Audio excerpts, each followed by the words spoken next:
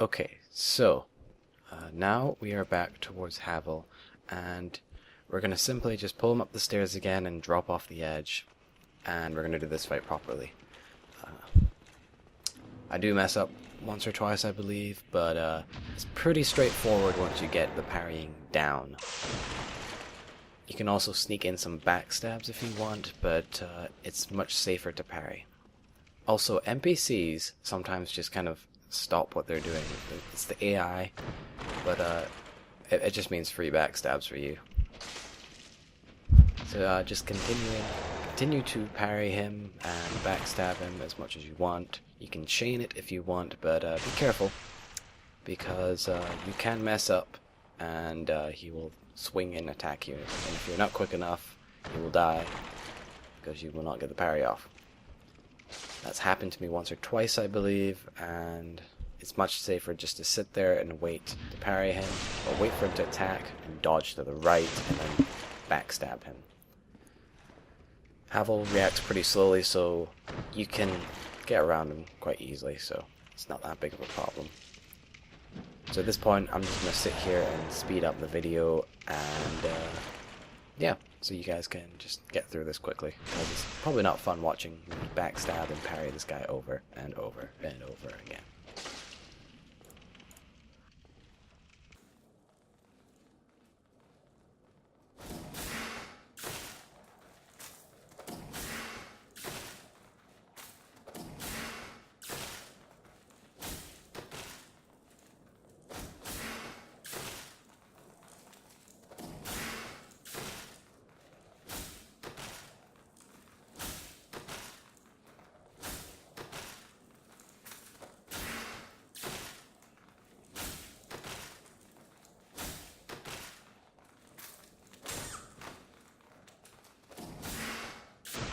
Alrighty, so now Havel is dead, so we're going to pick up the ring that he drops, and we get 3,000 souls for it.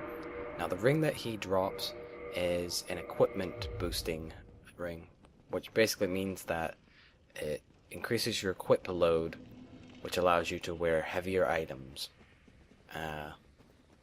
Your equip load is increased by your stamina as well. I forgot to mention that in the basics video, but so we're going to head out the door behind Havel, and we're going to just keep running through here. Do not go off to the right, because we do not want to mess with anything over there currently. We will leave that for a later point. We're just going to stick on this mountain and head to the left and keep going.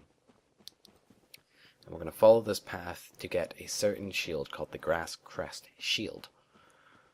But in order to get it, there is a knight in the way, so we're going to have to go kill him.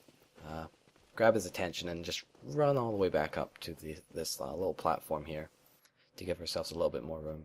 He might take a while. I just checked Skype while I was waiting for him. And he'll eventually come up. Now, he is a halberd type, and I particularly do not like parrying halberd types. So I'm just going to sit here and circle him and backstab him over and over. Now, if you get him close enough to the edge and in the right position, you can just backstab him off the cliff side, and he will die instantly. That's a nice way to deal with him. He will hit you rather hard, just like the other Black Knight, so just be careful. And number one rule of Dark Souls is do not take a sip of your Estus Flask unless you are perfectly safe. The chances are, if you are not safe, taking a sip of your Estus Flask is just going to kill you quicker. So make sure you're always safe, like the opponent is in the middle of an animation, or they are staggered of some sort. Anyway, eventually, after you've beaten this guy down enough, he will fall down and die. He's got about a quarter health left on the video right now, and I'm suffering quite a bit as well. But he will die pretty soon, I hope, because I'm running out of things to talk about. There's only so much you can talk about in a playthrough when you're fighting a single monster. And, you know, it kind of just gets away from you after a certain point. So I'm glad he's almost dead. I actually thought he was dead right there when I was playing. So I decided to chug an Estus Flask. That's another good time to use an Estus Flask when something's on the floor. Anyway, he's dead, so we can go on and get the Grass Crest Shield. Now, the reason we're getting this shield is because it gives you a passive stamina regeneration effect, which basically means your stamina regenerates a lot quicker while you have the shield on. So it's a good shield to use for this melee type build that we are going. You will see how quickly it regenerates. See, it's going up pretty quick now.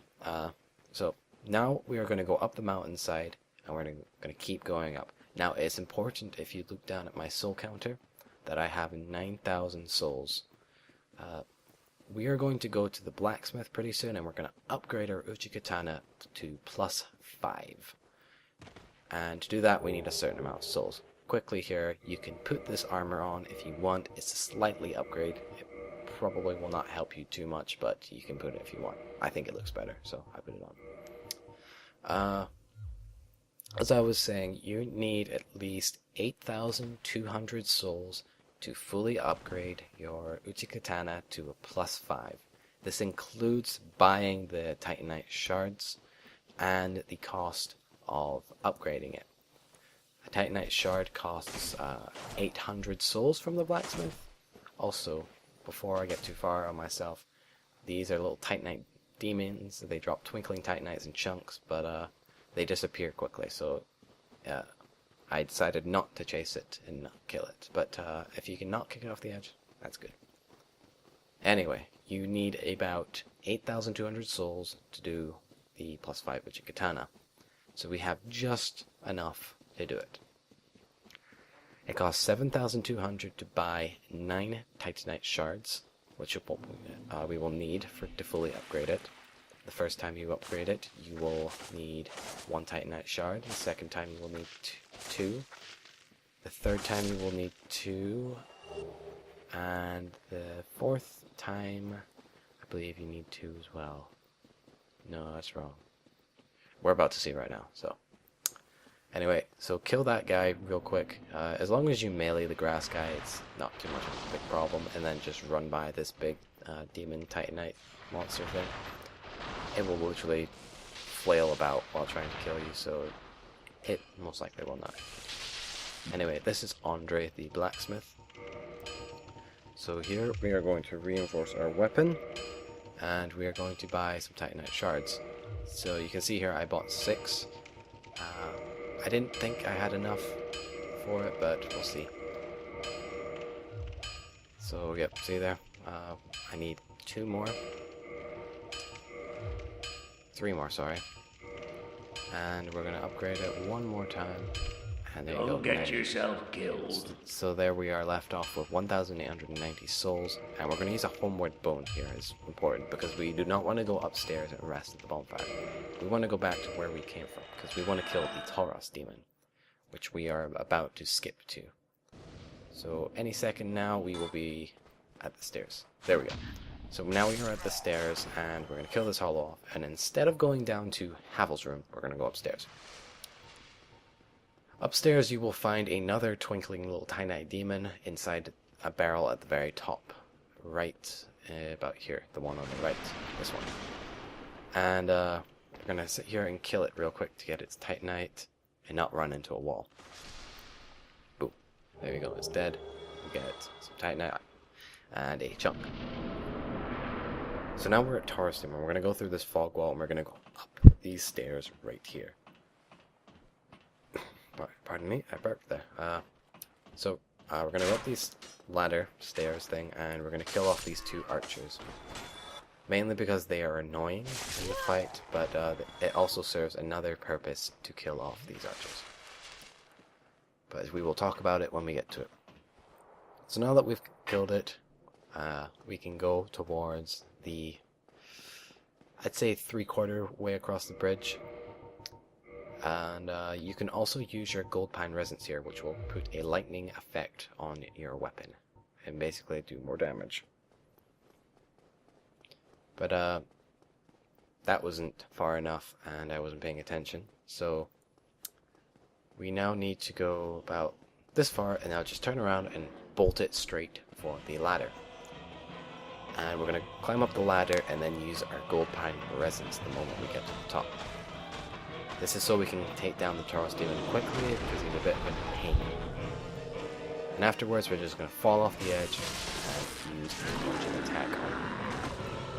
Now normally you would just run through his legs and wait for him to attack you and just go back up the ladder once he is attacked.